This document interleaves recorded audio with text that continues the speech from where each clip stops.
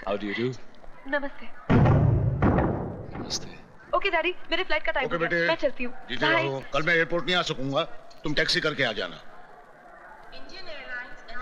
Okay bye. Okay बेटा। Bye bye bye. राजा साहब, अब घर चले? वेलकम पाला गोश्त लगाओ, मैं आता हूँ। माय ग्रेट मामा जी। कैसे आप मामा जी?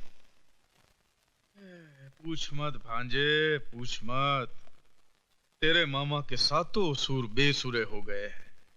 मैं गा बजाता हूँ तो सा बजता है, मैं पा बजाता हूँ तो माँ बजता है, यानी कि मैं कुछ भी बजा सकूं उससे पहले मेरी बज जाती है। गोल गोल चक्री की तरह घुमाना छोड़ दीजिए मामा जी, कम टू द पॉइंट। अरे भांजे क्या बताऊं, 10 साल पहले तुम जब यहाँ से विदेश गए थे तब यहाँ की जो हालत थी अब वैसी नहीं है। क्यों? भैया एक सांप आकर बैठ गया है हमारी कुंडली में। नाश्ता तैयार है। अरे भैया अजगर है अजगर। मामा जी। राजा साहब। हाँ जी। अब किसकी शिकायत कर रहे हैं आप? अरे नहीं नहीं, मैं तो पूछ रहा था कि फ्लाइट में एसी तो बराबर चलता था, बाकी कुछ नहीं। राजा, कल से सारे बिजनेस की रिस्पॉन्सिबिलिटी तुम्हारी है, समझे? अपने बाप को आराम करने दो। अरे कल नहीं डैड, परसों से। क्यों? कल भारत बंद है? अरे नहीं मामा जी, कल मेरी किस्मत खुलेगी। डांस कंपटीशन में फर्स्ट तो आप ही आई होंगी। हाँ, अगर कॉन्टेस्ट हुआ होता तो शायद। मतलब? कॉन्टेस्ट अब दिल्ली में नहीं, मुंबई में ही है। ओह वेरी गुड, तो अब हमें यहीं देखने मिलेगा। अरे ये गाड़ी को क्या हुआ? इसको भी अभी खराब होना था। कोई बात नहीं, आप रहने दीजिए, मैं टैक्सी ले लूंगी। अरे नहीं नहीं, आप क्यों तकलीफ करेंगे? 1 मिनट, अभी देख लेता हूँ इसको। अरे ओह, ये तो गर्म हो गई है। उफ, न जाने इसको क्या हो गया।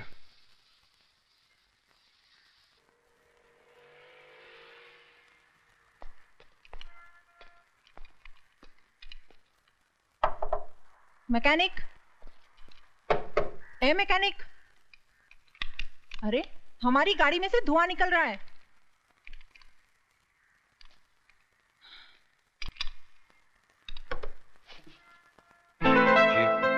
कितनी देर से चिल्ला रही हूँ, बहरे हो क्या?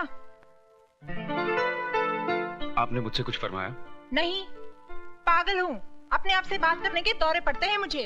लगता है अपनी गाड़ी की तरह आप भी गर्म हो गई हैं। उठाइए मुझे, आपकी गाड़ी ठीक कर देता हूँ।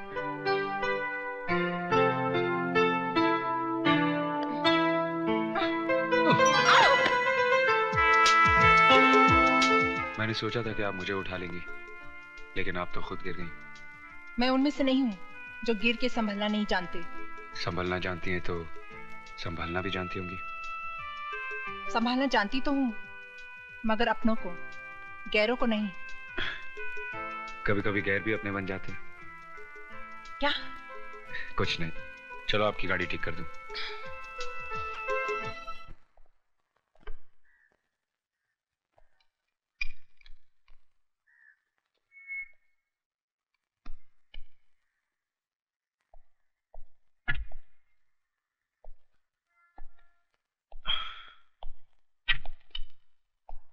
ये गाड़ी कौन उल्लू का पट्टा चला रहा था? What do you mean? घोड़ी की लगाम खींच के रखोगे तो वो रुक जाएगी। क्या मतलब है? गाड़ी की हैंड ब्रेक खींच के रखोगे तो धुआं नहीं तो क्या, पानी निकलेगा। Oh shit.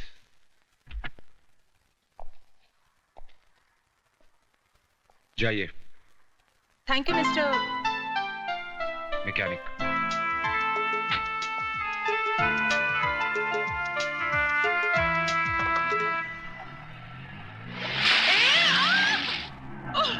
साला उल्लू का पठा, चढ़ियो मोक कुत्तो बिलो, अरे झूलेलाल करे तेरा टायर पंचर हो जावे। मधु, अरे किधर गई मधु? अरे ओ मधु, अरे मुझे बचा ले नहीं तो मैं मर जाएगी। मधु। क्या हुआ अन्नू, क्या बात है? अरे ये तेरी हालत किसने बनाई? अरे बाहर की हालत को छोड़ प्यारी, अंदर की हालत को समझ। अच्छा चल आराम से बैठ जा पहले और पूरी कहानी बता सारी। चल देख, मेरा बॉस बोलता है कि इंटरव्यू लेकर आओ, अरे 3 महीने से गोल गोल उसके पीछे फिरती है, लेकिन सब बेकार। अरे वो गेंडा व्यू में नहीं आता है तो इंटरव्यू में कैसे आएगा? और अगर परसों तक मैंने इंटरव्यू नहीं लिया तो मेरी नौकरी खलास और मैं भी खलास। कोई फिल्म स्टार है क्या? अरे नहीं पापा, एक चढ़िया इंडस्ट्रियलिस्ट है। क्या नाम है उसका? विजय कुमार। विजय कुमार। आपने हम जर्नलिस्ट को समझ के क्या रखा है? पिछले 6 महीने से मैं आपके घर और ऑफिस के चक्कर काट रही हूँ और आप है जो एक इंटरव्यू के लिए थोड़ा वक्त भी नहीं दे सकते। क्या समझते हैं आप अपने आप को? मैं वो नहीं हूँ जो आप समझ रही हैं। मैं ठीक समझ रही हूँ। जानती हूँ आज भी आप मुझे टालने के लिए एक नया बहाना बना रहे हैं, मगर मैं भी तय करके आई हूँ कि आज आपका इंटरव्यू लिए बगैर मैं नहीं जाऊंगी। बोलिए। देखिए, मैं देखने नहीं, पूछने और सुनने के लिए आई हूँ। पहले ये बताइए कि आपने अपने बिजनेस की शुरुआत कब, कैसे और किन हालातों में की? क्या अभी भी इस उम्र में आपका वही जोश, वही उमंग है? उम्र 50 को पार कर चुकी है, मगर दिल अभी भी जवान है। सीने में प्यार का तूफान है, माशाल्लाह। वैसे तो आप भी जवान हैं। Shut up! मैं यहाँ इंटरव्यू लेने आई हूँ, तुम्हारी घटिया और गंदी शायरी सुनने नहीं आई। शर्म आनी चाहिए तुम्हें। शर्म तो बहुत आती है, लेकिन जब कोई जवान लड़की सामने आ जाती है तो अपने आप चली जाती है। ए मिस्टर, सॉरी, आप बिजनेस के बारे में पूछ रही थी तो मैं आपको बता देता। मैं घाटे का सौदा कभी नहीं करता। एक नंबर का मुनाफाखोर हूँ। I mean, लेन देन के मामले में एकदम साफ है। इस तरफ से लेता हूँ तो उस तरफ से दे भी देता हूँ। जैसे बस कीजिए, मैं सब समझ गई। तो फिर छोड़ दीजिए ना 2 टके की नौकरी और ज्वाइन कर लीजिए हमारी कंपनी। मैं तुम्हें अपनी पर्सनल सेक्रेटरी बना दूंगा और तनख्वाह भी डबल कर दूंगा। मैं बहुत अच्छा आदमी हूँ। वैसे क्या ख्याल है मेरे बारे में? एक नंबर के लुच्चे लफंगे आदमी हो तुम। मैं तुम्हें और तुम्हारी नियतों को जान चुकी हूँ। अब तुम इंतजार करो हमारे इशू का, जिसमें तुम्हारे काले कारनामों की दास्तां छपेगी। Good bye. नहीं, अरे सुनिए। ओह माय गॉड, क्या समझते अपने आप को? एक्सपोज कर दूंगी मैं उसे। सॉरी। ओह, तो आप इस घटिया सेठ के यहाँ काम करते हैं? ड्राइवर होंगे शायद। अरे ऐसा गिरा हुआ जलील इंसान है आपका मालिक विजय। क्या समझता है पैसे के दम पे अपनी सारी बुराइयां छुपा लेगा? लेकिन मैंने भी ठान ली है, अगर पूरी दुनिया के सामने उसे नंगा नहीं किया ना, मेरा नाम मधु नहीं। ऐसा इंटरव्यू छापूंगी कमीने का कि कहीं मुंह छुपाने लायक नहीं रहेगा। देखिए। अरे मत कहिए देखिए देखिए, आपका मालिक भी यही कहता है। देखिए देखिए, लगता है आपको भी उस कमीने का असर पड़ गया है। आपको भी दिखाने की काफी आदत पड़ गई है लगता है। देखिए, देखो तुम्हारी भलाई इसी में है कि तुम इस शैतान सेठ विजय की नौकरी छोड़ दो, फौरन छोड़ दो, समझे?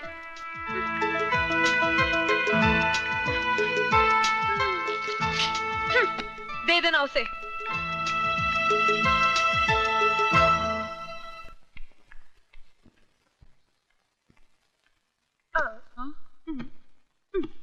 क्या हुआ यार? वो विजय ने इंटरव्यू नहीं दिया? अरे इंटरव्यू तो उसका बाप भी देता। अरे ये क्या बोलती है चढ़ी? हाँ यार, और जो कुछ तुझे जानना है वो सब इस टेप रिकॉर्डर में रिकॉर्डेड है। अच्छा मैं चलती हूँ। अरे इतनी जल्दी किधर चली? तेरे इस इंटरव्यू के चक्कर में मैं अपनी तैयारी नहीं कर पाई। आज मेरा डांस कॉन्टेस्ट है। See you. बाय। अरे ऑल द बेस्ट यार।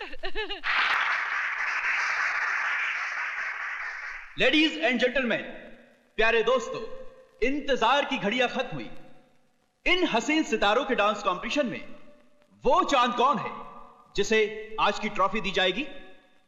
उस छिपे हुए चांद का नाम घोषित करेंगे बिजनेस के मशहूर शहंशाह मिस्टर C.K. ओबेरॉय। मैं ओबेरॉय जी से रिक्वेस्ट करूंगा कि मेहरबानी कर स्टेज पर तशरीफ लाएं। ओबेरॉय जी।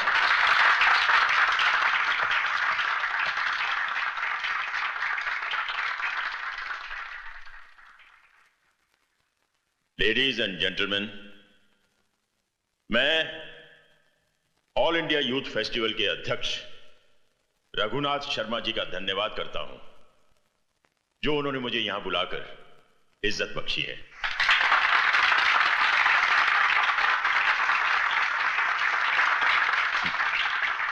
जजेस के मुताबिक इस कंपटीशन की विनर हैं मिस मधु। नमस्ते। मेरा ख्याल है कि यह ट्रॉफी मिस मधु को मेरे हाथों नहीं बल्कि उस नौजवान के हाथों दी जानी चाहिए जिसने बहुत कम समय में बिजनेस की दुनिया में बहुत बड़ा नाम कमाया है। वो नौजवान इस वक्त मेरी आंखों के सामने है और उस नौजवान का नाम है mister Vijay Kumar. Mister Vijay Kumar, stage पर आइए।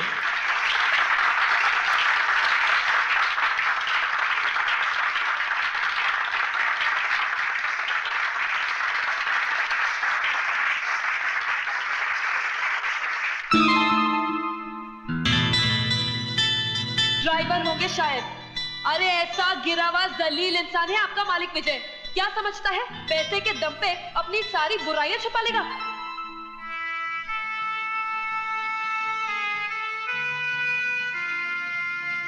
विजय, 25 बरस पहले अगर यह मौका मुझे मिला होता तो मैं 1 मिनट भी नहीं सोचता।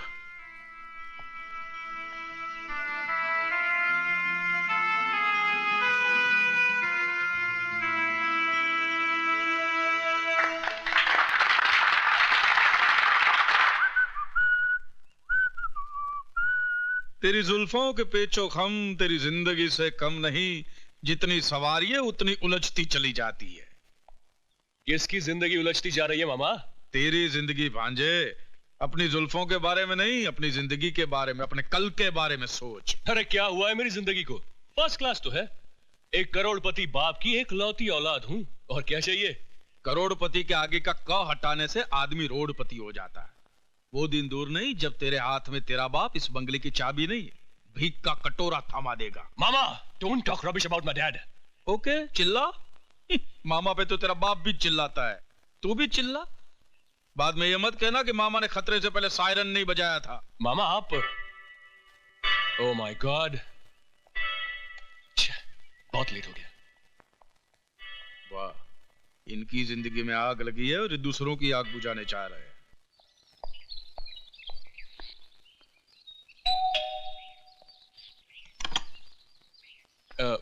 मधु जी? अरे नहीं नहीं, मैं मधु नहीं हूँ, मैं तो अनु हूँ, अनीता।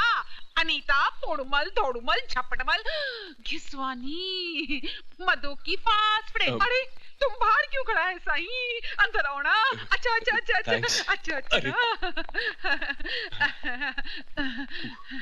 अरे बैठो ना बाबा। क्या लेगा?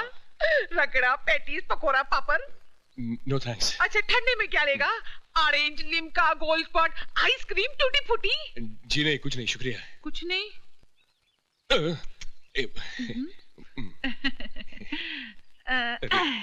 साईं शर्म आ रही है। मेरे को तो नहीं आ रही है। जी मधु जी, घर में हम दोनों के सिवा और कोई नहीं है। तो फिर मधु जी क्या कर रही हैं? अभी तक सो रही हैं? अरे ना ना, वो चढ़ी तो सुबह 6 बजे उठ जाती है। Oh very good. तो फिर अभी एक्सरसाइज कर रही होंगी। अरे एक्सरसाइज करती तो मेरे जैसा फिगर नहीं होता। या तो हो सकता है कि वो गाना गा रही है, ये भी हो सकता है कि वो कर रही है। अरे बाबा, लड़का लड़की अकेले में क्या करता है? पप्पी लेता है नहीं। अब देखो, तुम मेरे साथ वैसा गड़बड़ नहीं करना, नहीं तो मेरे को शर्म आएगा। आपका मतलब ये है कि मधु जी कहीं गई हुई है और मैं खामखा अपना वक्त यहाँ पे बर्बाद कर रहा हूँ। अरे बर्बाद किधर करता है? मैं है ना तेरे सामने। Don't talk rubbish. आपने मुझे पहले ही बता देना चाहिए था कि मधु जी घर पे है नहीं। अरे हमने तो तुमको पहले ही बोला था, हम दोनों के सिवा इस घर में कोई नहीं है। अच्छा, आप मेहरबानी करके मुझे ये बताएंगे कि मधु जी कहाँ गई हैं? अरे तुम एड्रेस का बात करता है। मधु ने तो टेलीफोन नंबर क्या, उसका नाम तक नहीं बताया। बस जाते वक्त हबड़ छबड़ में बोल गई थी कि किसी ने उसको और उसने किसी को दिल दे दिया है। May I come in? Yes, come in. शहर का मशहूर इंडस्ट्रियलिस्ट विजय कुमार 60 साल का बूढ़ा कुसट है और औरतों का शिकारी है, जो बिजनेस से ज्यादा लड़कियों की तलाश में रहता है। प्लीज मुझे माफ कर दीजिए। माफ कर दूं? मुझे तो आपका शुक्रिया अदा करना चाहिए। शुक्रिया? और मेरा? आपने तो वो कमाल किया है जो मैं सोच भी नहीं सकता था। रातों रात आपने मुझे टॉक ऑफ द टाउन बना दिया। वाह मधु जी, वाह। देखिए प्लीज, मैं बहुत शर्मिंदा हूँ। मैं आपकी तारीफ किए जा रहा हूँ और आप शर्मिंदगी महसूस कर रही हैं। मुझसे भूल हो गई। अब आप जैसा बदला लेना चाहे ले लीजिए। अरे आप तो रोने लगी, मैं ऐसा तो नहीं चाहता था।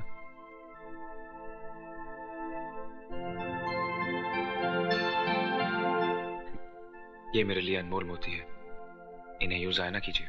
आप ही ने तो मुझे रुलाया था। तो बताइए, हंसाने के लिए क्या करना होगा? जो कुछ हुआ उसे भूल जाइए। अखबार में छपी हुई बात गलत थी। सभी कुछ तो गलत नहीं था, कुछ बातें सच भी थी। वो क्या? वो ये कि विजय कुमार बिजनेस से ज्यादा लड़कियों की तलाश में रहता है।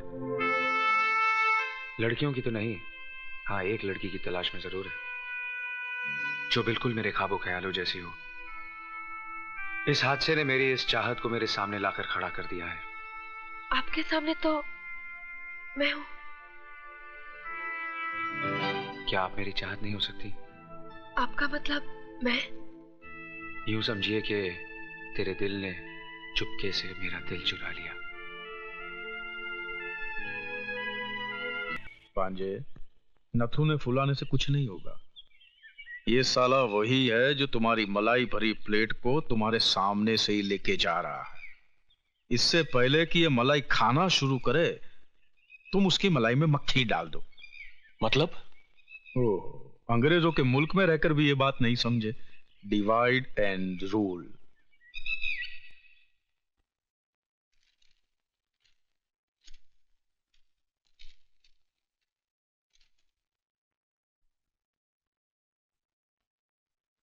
जेंटलमैन, पवे कॉम्प्लेक्स के लिए सबसे कम कोटेशन देने वाली कंपनी का नाम है ओबराय एंटरप्राइजेस, इसलिए कॉन्ट्रैक्ट ओबराय एंटरप्राइजेस को दिया जाता है। भांजे, तूने तो दुश्मन के मुंह से निवाला ही छीन लिया। अभी तो सिर्फ निवाला छीना है मामा जी। अगर वो मेरे रास्ते से नहीं हटे तो मैं उनके सामने की थाली भी छीन लूंगा।